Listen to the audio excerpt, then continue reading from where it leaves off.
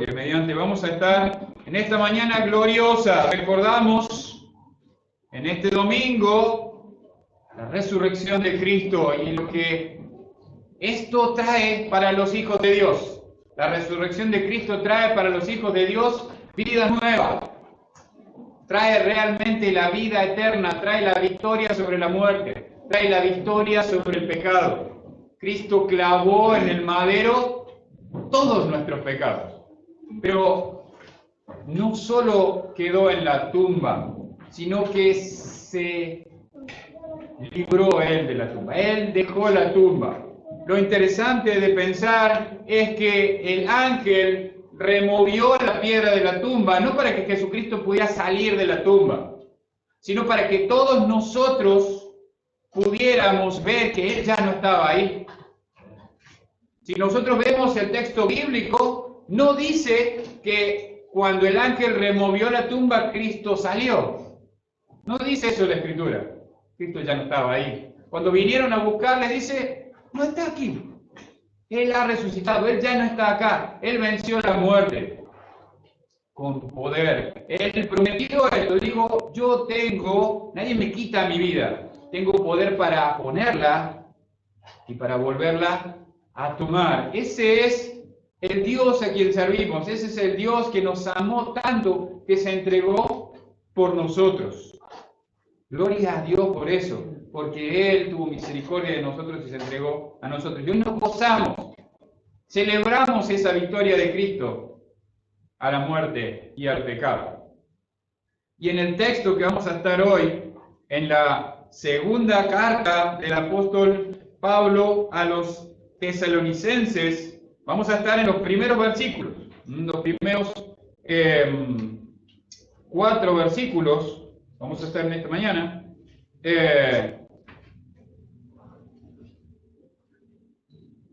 Viendo la persecución de la iglesia de Tesalónica. La persecución de la iglesia de Tesalónica. Vamos a orar antes de comenzar. Vamos a orar antes de comenzar. Bendito Dios y Padre, gracias te damos, Señor, por tu palabra. Gracias te damos porque nos has dado vida nueva por medio de Jesucristo. Gracias te damos, Padre, porque venciste a la muerte con poder y te saliste, resucitaste, te levantaste de la tumba fría, Señor, y nos has dado vida por medio de esto, Padre. Padre, gracias, Señor, por el privilegio que tenemos de compartir estas buenas nuevas con otros. Gracias porque, aunque no lo merecíamos, nos diste el privilegio de servirte compartiendo este mensaje, compartiendo el mensaje de salvación a este mundo perdido en el pecado, Padre.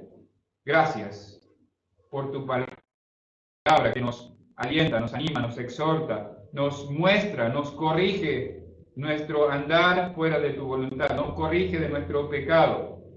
Padre, gracias por poder compartir tu palabra con mis hermanos y los oyentes en esta mañana, en el nombre de Jesús. Amén. Muy bien, vamos a leer los primeros 4 versículos esta mañana, 4 versículos de Segunda de Tesalonicenses, capítulo 1. Nos vamos a poner de pie en respeto a la palabra de Dios y vamos a leer los 4 primeros versículos de Segunda de Tesalonicenses, capítulo 1. Voy a leer yo el 1, ustedes el 2, el 3 ustedes, yo el 3 y juntos terminamos leyendo el 4. Dice la palabra de Dios: Pablo, Silvano y Timoteo a la iglesia de los tesalonicenses, en Dios nuestro Padre y en el Señor Jesucristo. Gracias y paz a vosotros, en el nombre del Padre y del Señor Jesucristo.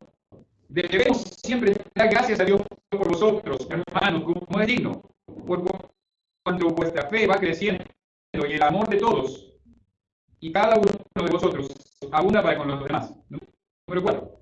Tanto que vosotros mismos nos rodeamos de vosotros en las iglesias de Dios, por vuestra paciencia y fe en todas vuestras persecuciones y tribulaciones que soportáis. Pueden tomar asiento, hermano.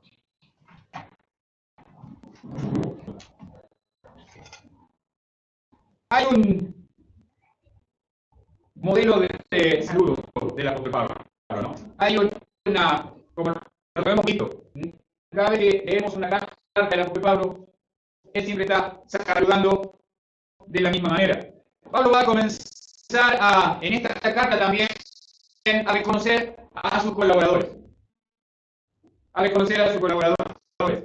Tenemos que entender que Pablo está escribiendo ahora a los tesalonicenses para motivarlos en el buen sentido de la palabra, para animarlos a seguir y también para decirles, hermanos, ustedes son de ánimo para nosotros. Saben que yo puedo ser de ánimo aún en medio de mis dificultades para otro o de desánimo. Una de las personas más quejosas muchas veces somos los cristianos.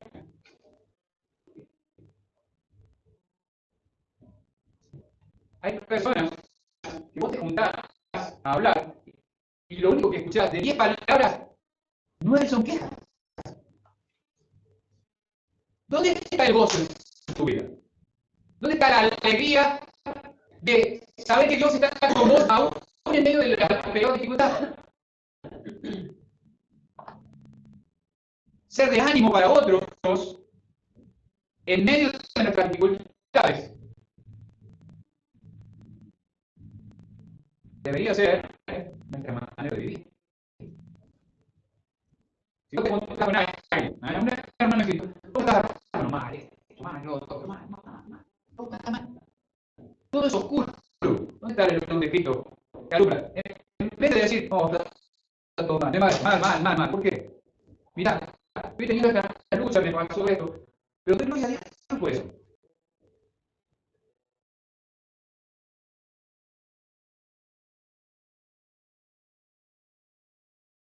En nuestras dificultades, porque eso es la voluntad de Dios. Quiere que demos gracias en todo. Dar gracias a Dios en todo es en todo.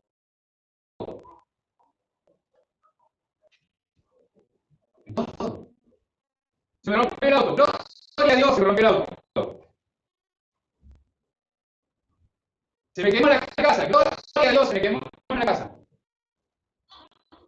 ¿Qué tiene de glorioso que se te queme la casa? Para leerlo. Tiene de glorioso que saber que activa a muchos hermanos que están dormidos muchas veces para extender la gracia y la misericordia de Dios a la vida de esa persona.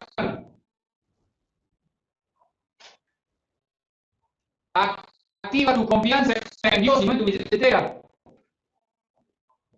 o en tus fuerzas. Uno puede ser de ánimo o puede ser de desánimo. Y en esta mañana vamos a tratar de ver cómo, como equipo, hermanos, porque somos un equipo de trabajo para la gloria de Dios. Acá nadie es imprescindible, ni siquiera el pastor. Nadie es imprescindible. ¿Saben por qué? Si a mí me pasa algo, ustedes como iglesia van a encontrar otro pastor y está bien que lo hagan.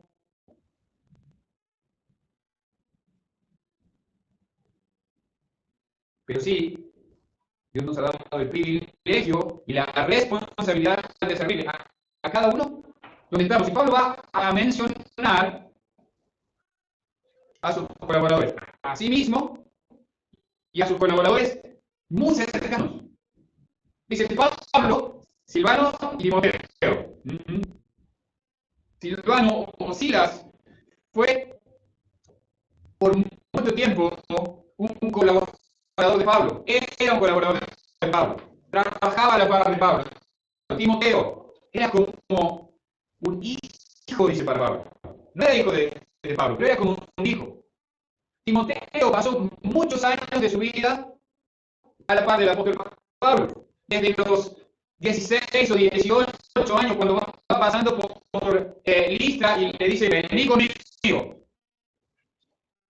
Estuvo entre 14 y 16 años sirviendo a la par de Pablo, antes de que Pablo le diga como escribe a los, como te dejé en Éfeso para que corrigieses los deficientes, pasaron entre 14 y 16 años. Este hombre no es aquel jovencito. Este hombre es el mismo que cuando Pablo escribe la carta a los filipenses y lo envía a los filipenses, dice, este es como yo mismo, pero en otra persona. Hermanos, nuestro compañerismo como iglesia debería ser así. Cualquiera de nuestros líderes, anoche hablamos de liderazgo con los jóvenes. Nuestros jóvenes hoy son nuestros líderes. Nosotros los adultos menospreciamos a los jóvenes. Son chicos, ya van a crecer. Sí, son chicos, ya van a crecer. Pero, ¿saben? Así crecen. Y se casan. Gloria a Dios por eso. Porque la familia no se hace chica, la familia se grande. Pero hoy son niños como pías. Y si te vas así, y viene un muchachito, y bueno, yo voy a contar. Y no menciona la más grande, se va a ir. Va a pasar, hermano, va a pasar. Y gloria a Dios por eso. Oremos porque nuestros hijos e hijas encuentren a un hombre o a una mujer que ama a Dios por sobre todas las cosas. Porque si ama a Dios por sobre todas las cosas, va a amar bien a tu hijo o a tu hija. Oren por eso, papás. Volviendo a Silvano, un Silas. ¿Se acuerdan de Silas, Filipenses? ¿Estarían dispuestos a seguir al pastor en cualquiera de esas cosas? Más de uno de nosotros, a la primera que se pone difícil, no, yo hasta ahí no te sigo, yo hasta acá. ¿Cuántas veces le has dicho a tu pastor o al Señor, no, yo en esta no te sigo? Silas estuvo dispuesto en seguir a Pablo a cualquier lugar. Porque no seguía a Pablo, seguía a Cristo siguiendo a Pablo. Iglesia, ¿están dispuestos a seguir a su pastor a donde él los guíe? ¿Quién dijo sí? Amén. Dios te bendiga. ¿Qué edad tenés, Gael? 8. Fue el único que dijo sí. Qué pena.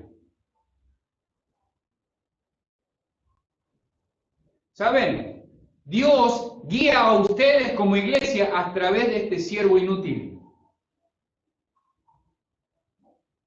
Yo también estuve de ese lado y también cuestioné a mi pastor. Y he tenido que pedirle perdón a mi pastor por cuestionarle. La Biblia no nos dice en ningún lugar que cuestionemos a nuestros pastores. Si ellos están buscando hacer la voluntad de Dios, dice que le sigamos y que le obedezcamos.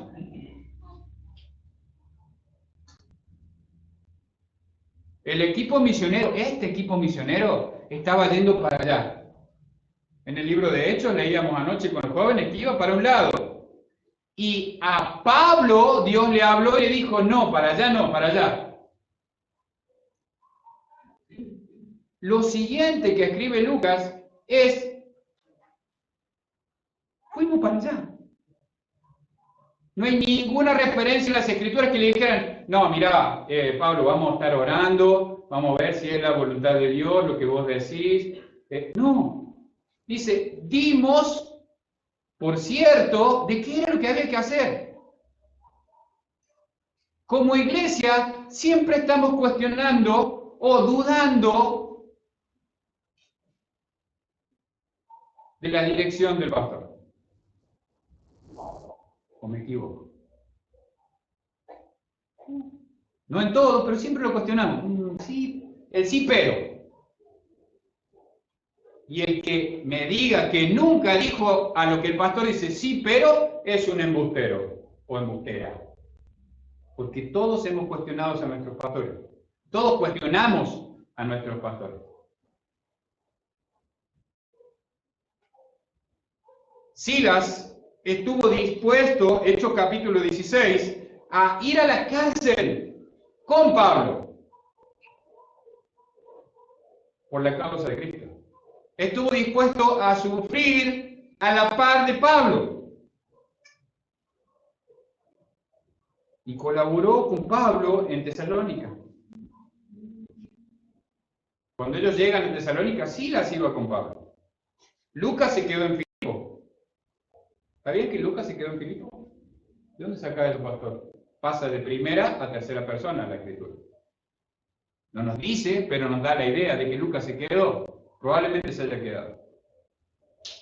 Hermanos, el pastor no es un llanero solitario que tiene que hacer todas las cosas. Una y otra vez se los he enseñado y se los he compartido a lo largo de más de casi 5 años en que les vengo predicando una y otra y otra y otra vez lo mismo.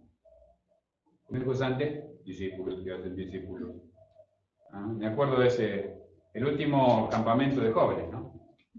De niños, perdón. Gracias, hermano.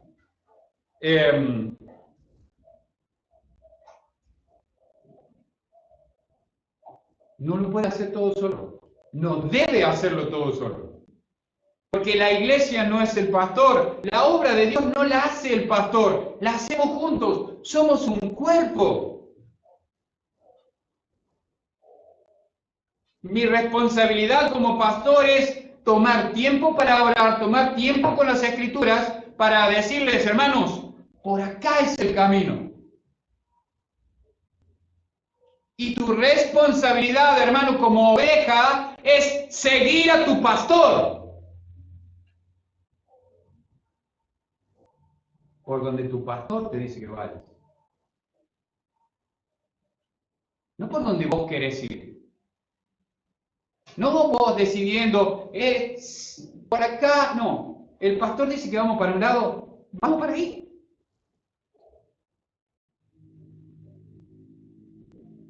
Imagínense, hermanos, si como iglesia hiciéramos lo que Jesucristo nos dijo que hiciéramos. Juan capítulo 10 dice, mis ovejas oyen mi voz y me siguen. Hebreos capítulo 13 dice, obedeced a vuestros pastores y sujetaos a ellos. Con esos 2 versículos sería tan diferente nuestra iglesia. Nuestras iglesias. Seríamos como el equipo misionero, este equipo misionero. Dijo que vamos para allá. Había dicho que íbamos para allá. ¿Saben las veces que Dios cambia? Porque muchas veces el pastor está hablando y dice, bueno, sí, pero ahora no. Muchas veces Dios me ha dicho, ahora no. ¿Alguna vez Dios te ha dicho, ahora no? ¿Están conmigo? ¿Están despiertos? ¿Sí? Bueno, amén. ¿Alguna vez Dios te dijo, ahora no? ¿Ahora no? ¿Ahora no? ¿Ahora no? Y vos estás empujando y tratando de hacer algo. Dios me ha dicho muchas veces, ahora no, ahora vamos para allá. Ustedes como iglesia no tienen que decir, pero había dicho que vamos para allá.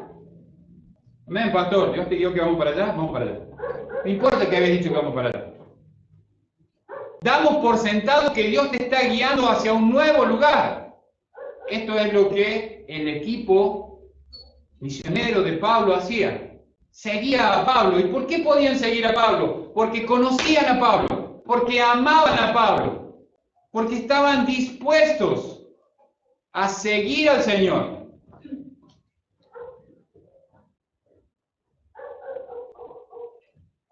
Silvano o Silas y Timoteo. ¿Por qué los menciona a Silas y a Timoteo? Porque la iglesia de Tesalónica los conocía. Porque habían sido colaboradores cuando Pablo siguió de viaje. Como les decía, Timoteo había pasado muchos años sirviendo al lado de Pablo. Este era un joven que había sido instruido en la palabra de Dios por su abuela y por su madre. Un joven que amaba a Dios y que servía, y anoche hablábamos con los jóvenes de esto en la reunión. De que no tienen que esperar a ser grandes para servir en la iglesia. Hoy tienen que empezar a servir en la iglesia. Hoy tienen que buscar y involucrarse en servir a la iglesia de Cristo, a servir a los hermanos, a estar atentos a las necesidades de los hermanos. Porque si no, después, cuando tengan 10 o 15 años más, o 20 años más, van a estar viejos. Hablábamos del árbol que crece torcido. Un árbol que la rama se fue para un costado. ¿Se puede enderezar, hermano Jorge? Porque no se endereza más. Por eso le ponemos al árbol cuando es chiquito, ¿qué? Un tutor, para que crezca derechito, una guía. Jóvenes, escuchen la guía de sus líderes, escuchen la guía del Señor, escuchen la guía de su pastor. Aprendan de los errores de los más grandes, no repitan los errores de los más grandes. Van a tener sus propios errores a lo largo de su vida también. Y saben, uno aprende mucho más de los errores que de los aciertos. Se lo dice alguien que está llegando a los 50. Timoteo era un joven un poco más grande ahora, en este momento, pero que era un colaborador intenso de Pablo. Un joven que había aprendido a amar a su mentor y a seguir a su mentor. Una de las cosas que enseñamos hace más de 5 años es que la forma en la que Cristo edifica a su iglesia es a través de relaciones intencionales de edificación. Un creyente, un discípulo, no se puede separar esto. No se puede ser creyente y no ser discípulo. La Biblia nos enseña otra cosa. Si sos creyente, sos discípulo. Menos de 30 veces se usa la palabra creyente en el Nuevo Testamento y tiene que ver con diferenciar al que no cree en Cristo del que cree en Cristo. Cuando es alguien que cree en Cristo, siempre en el Nuevo Testamento se le llama discípulo. Y Jesucristo no envió a sus discípulos a ser creyentes. Les envió a predicar el Evangelio y a ser discípulos. El hacer discípulos no es una opción, hermano. No es si quiero, no es si me da gana, no es si me pinta. El predicar el Evangelio no es una opción, es una obligación por amor.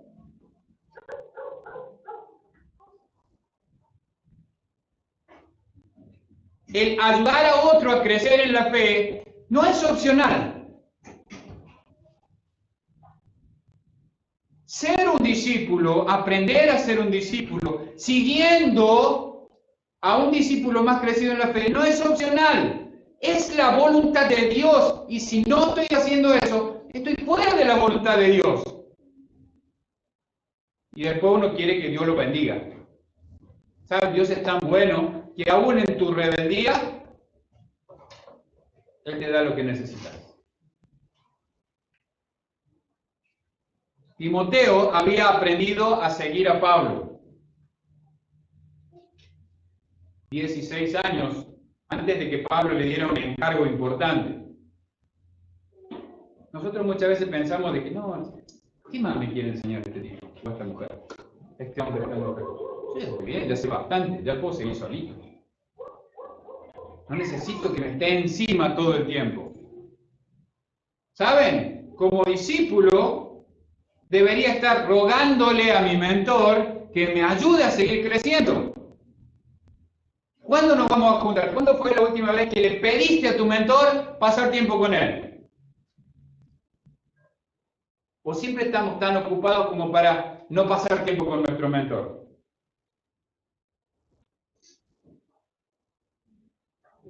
Eso es lo que nos pasa, hermano. Bajamos la mirada, bajamos la perspectiva en nuestras vidas. Siempre hay algo más importante que edificarnos los unos a los otros. La voluntad de Dios es una sola, hermanos. No hay una voluntad de Dios para mi vida. Eso es una mentira evangélica, vamos a decirlo así. No hay una voluntad de Dios para tu vida. Hay la voluntad de Dios.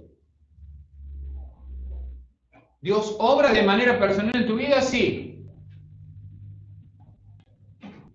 No hay un propósito de Dios para tu vida. Hay un propósito de Dios. ¿Cuál es el propósito de Dios? Para nuestra vida, para la de cada hijo suyo. Bueno, ella estuvo anoche en la clase de jóvenes. Glorificarlo a Él. Para eso me salvó Dios, para que lo glorifique. ¿Cómo? Ahí está. Evangelizando, edificando y preparando. Hace 5 años que el pastor repite una y otra y otra y otra vez lo mismo y todavía nos cuesta. Cada vez que hago esta pregunta, 2 o 3 me la responden. Si no estoy cumpliendo el propósito de Dios o haciendo todo mi mayor esfuerzo con la ayuda de Dios, no estoy cumpliendo el propósito de Dios, no estoy haciendo la voluntad de Dios, estoy haciendo mi voluntad. Hago las cosas como yo quiero, como a mí me gusta.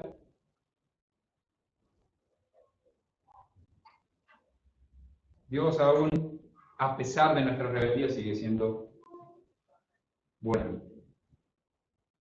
Ese Dios que se levantó de la tumba es a quien debemos servir y glorificar. Pablo le escribe a la iglesia de Tesalónica esta segunda carta. Él estaba preocupado, sinceramente preocupado por esta iglesia. Por eso escribió la primera carta a los tesalonicenses. La primera carta a una iglesia, la primera carta de todo el Nuevo Testamento, la primera carta de y no la única, sino la primera carta de muchas. Es importante, hermanos, que colaboremos unos con otros en la obra de Dios, que nos pongamos a la par unos a otros en la obra de Dios, que estemos dispuestos y disponibles a servir a Dios, sirviéndonos los unos a los otros.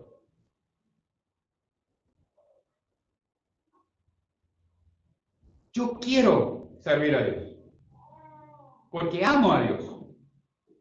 Y porque para mí no hay nada más importante que servir a Dios, sirviendo a mi familia y sirviendo a mi iglesia. No a la iglesia de Luquillo, a mi iglesia. Esta es mi iglesia. ¿Es tu iglesia? ¿O es una iglesia a la que venís? Eso cambia mucho, ¿eh? Porque cuando es una familia, es una familia. Sí, te importa, pero cuando es tu familia, cambia totalmente, ¿o no? ¿Es prioridad tu familia? ¿O me equivoco? Si vos tenés que decidir, tenés esta comida, y tenés que decir entre le doy comida a mi familia o le doy esa comida a otra familia, ¿qué va a ser tu prioridad? Tu familia. Vas a tratar de ayudar a otra familia, pero tu prioridad es tu familia. Ahora, cuando no es tu familia, bueno, si tengo, hago algo. Eso nos está pasando en todas las iglesias, hermanos. Estamos dejando de ver a nuestra iglesia como nuestra iglesia, y es una iglesia a la que voy. Voy, me siento el domingo, el pastor me grita un rato, me voy a mi casa y sigo en la semana como si nada pasara. Menospreciamos, hermanos, el tiempo de orar los unos por los otros. Es triste, hermanos, que los hermanos de la iglesia decidan no venir a la reunión de oración. Y pasa en todas las iglesias. Pero no me importan las otras iglesias. Me importa mi iglesia. Me importan ustedes. ¿Por qué escogemos no venir a orar los unos por los otros? Después decimos, ay, no sabía que estabas así, no sabía que estabas, lo hubieras puesto en el grupo. No, el grupo de la iglesia sirve, pero orar por el otro, sentarte, escucharlo, sobrellevar la carga del otro.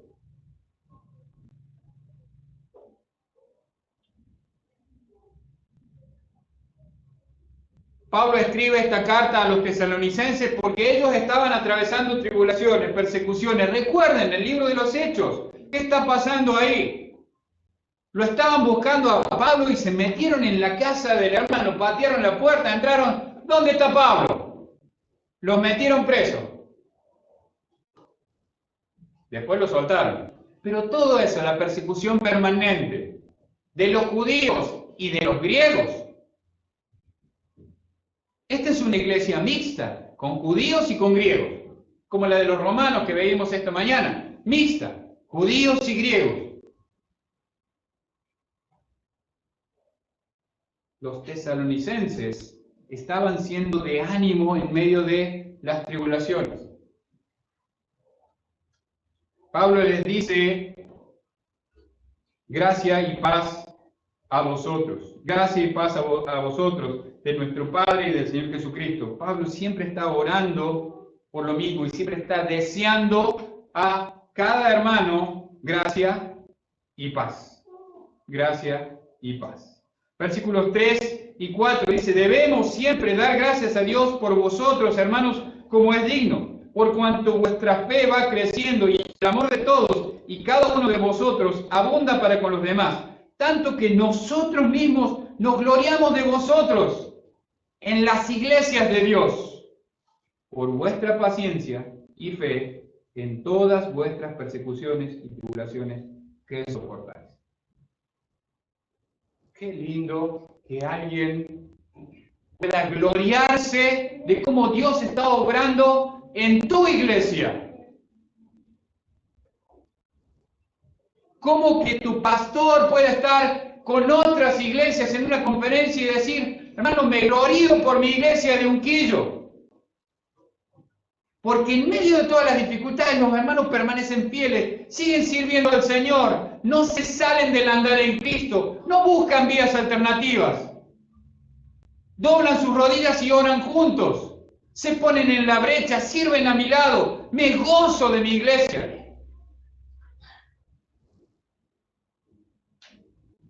Qué triste que el pastor no tenga nada bueno para decir de la iglesia, o que por ahí prefiera no decir nada. ¿Cómo está la iglesia? Bien, está bien la iglesia, ahí con algunas luchas, un poco desanimados, hermano.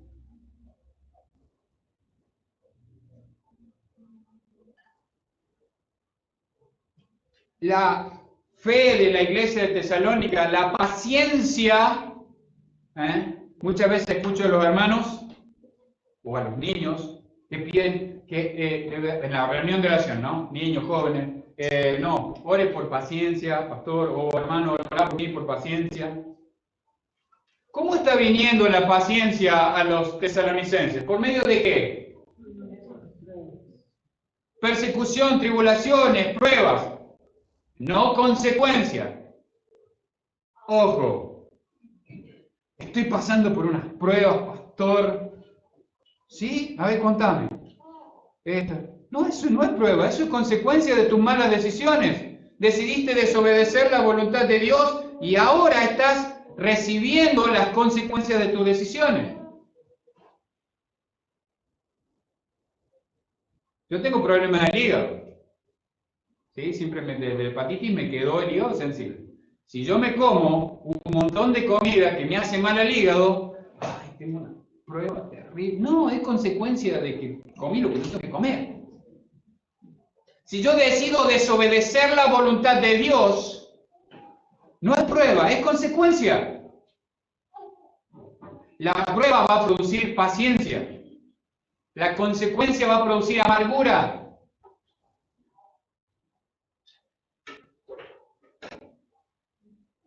Dice Pablo, debemos siempre dar gracias a Dios por vosotros.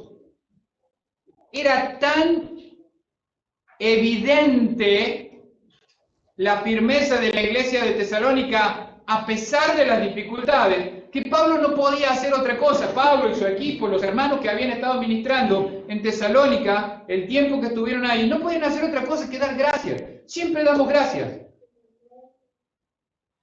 Qué lindo que tu pastor, o el que venga después de mí, hermano, yo estoy preparando o trato de preparar el camino para el que me va a reemplazar.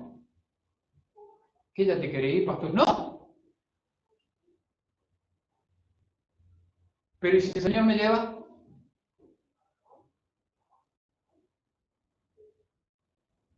¿Ustedes saben cuándo me voy a ir yo? Yo tampoco. Pero si el Señor me lleva, ¿qué? Espero ayudarles a ustedes y guiarles a amar al siguiente pastor aún más de lo que aman al actual pastor. Estar más al lado del siguiente pastor de lo que están a mi lado. Estar más crecidos y más involucrados en hacer la voluntad de Dios de lo que están hoy. ¿Saben por qué? Porque ese pastor va a poder pastorear con mayor facilidad a esta iglesia. Pablo daba gracias. Él estaba obligado por el andar de los hermanos. No era solamente para quedar bien con los hermanos de Tesalónica. No podía hacer otra cosa. No podía decir, ahí están los hermanos, ahí va la iglesia. No, doy gracias a Dios por los hermanos de mi iglesia, porque están firmes, están fieles, siguen adelante. Dice, por cuanto vuestra fe va creciendo.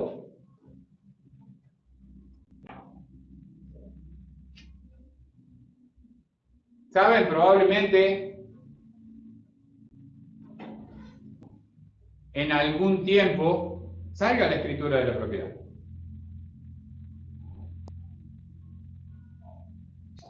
Es mucha plata. Una escritura es mucha plata. Ustedes escrituraron hace poco, hermano, ¿no? ¿O no? ¿Una subdivisión hicieron ustedes? Sí. ¿Fue mucha plata? Bueno, la escritura de esta propiedad va a ser mucha plata. No te podemos ni sostener, pastor. ¿De dónde vamos a sacar la plata por la escritura? ¿Dios tiene la plata? ¿Dónde está esa plata? En nuestros bolsillos.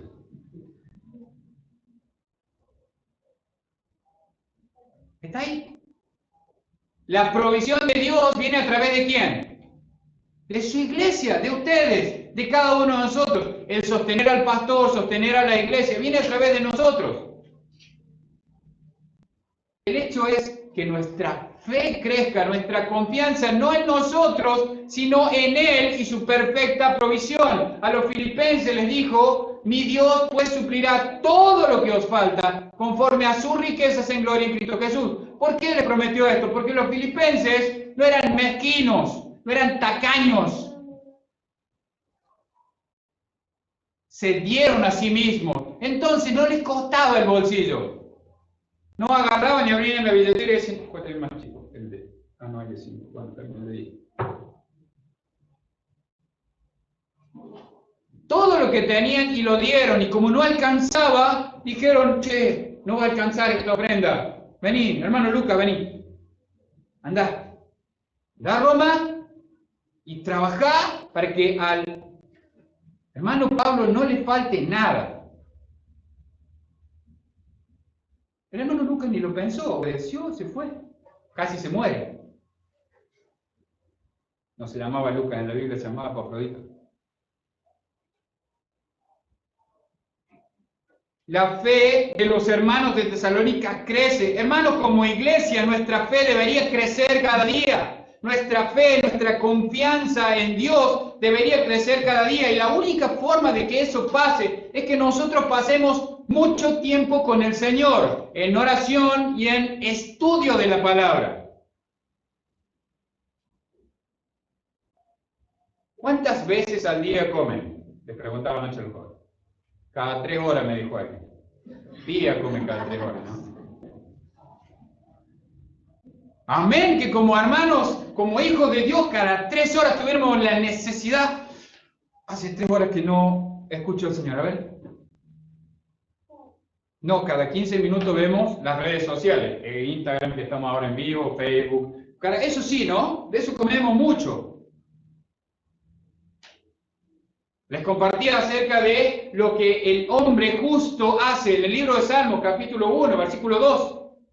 Dice que medita en la ley de Jehová todo el día, de día y de noche. ¿Cuántas horas tiene el día? 12 y 12 horas, vamos a decirle. El día en el que el salmista está pensando es el día judío. 12 horas el día, 12 horas la noche. ¿Qué parte del día el salmista deja afuera de meditar en la palabra de Dios? Ninguna. Entonces, si voy a arrancar la mañana sin haberle dado la prioridad al Señor, sin haberte tomado 5 minutos, leer un capítulo de la Biblia lleva 5 minutos y se lo he demostrado a casi todos mis discípulos. Inclusive uno más largo te puede llevar 9. Cuando te tomas el café a la mañana, o el mate, o el té, o el mate cocido, o lo que sea que tomes, en vez de estar con las redes, estate con tu Biblia. Y después, durante el día, medita en lo que leíste. Pensá, ¿cómo puedo aplicar esto a mi vida? Eso va a hacer que tu fe crezca. Y al terminar el día, terminalo con el Señor. Nuestra fe como iglesia, nuestra fe va a crecer solamente de esta manera. Vamos a crecer como iglesia. Realmente se va a reflejar a los demás de esa manera.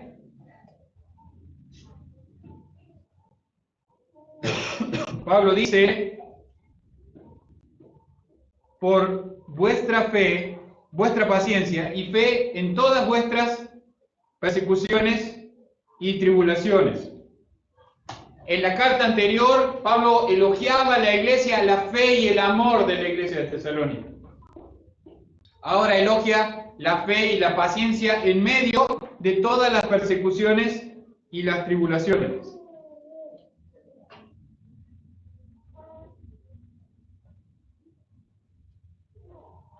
Tenemos que gloriarnos en medio de las tribulaciones.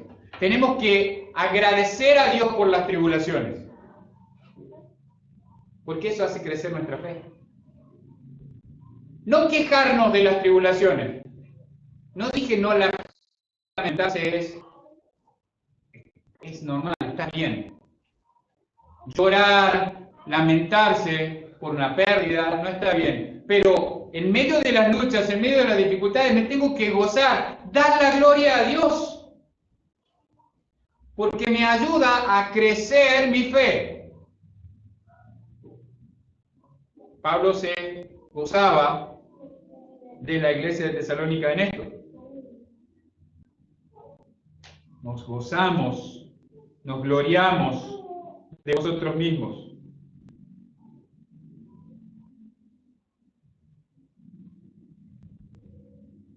Mi obligación como pastor es gloriarme por su andar en Cristo. Iglesia, esa es mi obligación. Gloriarme por su andar en Cristo. Gloriarme y gozarme por cómo ustedes van creciendo. Pero saben, muchas veces tengo que doblar mis rodillas y decir, Señor, quebrantar la vida de fulano o quebrantar la vida de mengano, porque no está haciendo tu voluntad. Esa es la parte que el pastor nunca quiere hacer.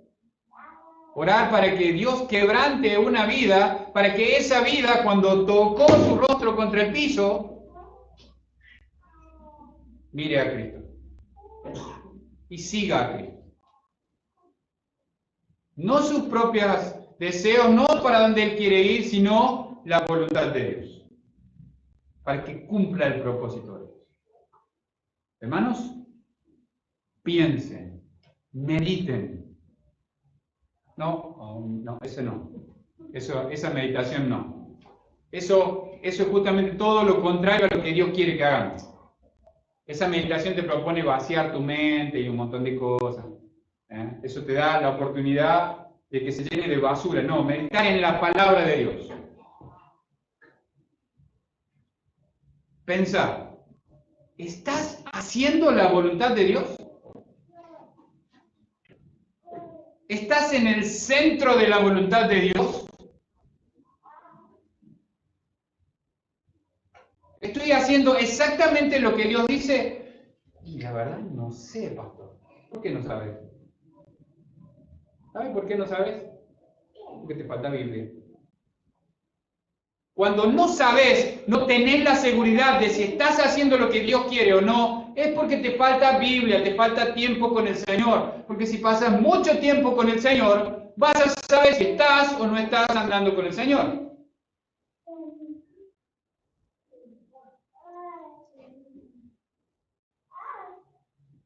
Me pregunto y te animo a preguntarte cada día de tu vida. ¿Estoy andando en la voluntad de Dios? ¿Estoy haciendo lo que Dios me mandó a hacer? ¿Estoy siendo un discípulo de Jesucristo? ¿Estoy haciendo discípulos de Jesucristo?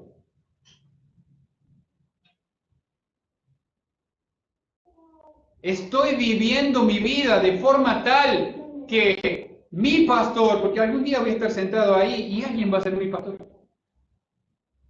Uno más joven, que tenga las fuerzas para pastorearles. ¿Estoy siguiendo a mi pastor? ¿O estoy como Pablo, dando cosas contra el aguijón? He aprendido, hermanos, que cuando uno está en el centro de la voluntad de Dios, Dios se ocupa de proveer todo lo que nosotros necesitamos.